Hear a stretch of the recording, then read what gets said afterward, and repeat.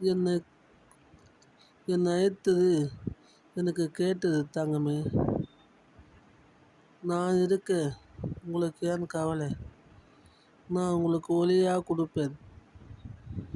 உங்கள் கவலைகளை நான் தீர்ப்பேன். உனக்கு என்ன கஷ்டம் இருந்தாலும் நான் ஓடி வந்து என்னை நம்பின பிள்ளைகளை நான் காப்பேன். பயப்படாதீங்க. நான் இருக்க எந்த பயமும் தேவையில்லை. என் ஒளி உனக்கு எல்லாம் ஒளி உனக்கு என் ஒளி உனக்கு எல்லா விதத்திலையும் பயன்படும்.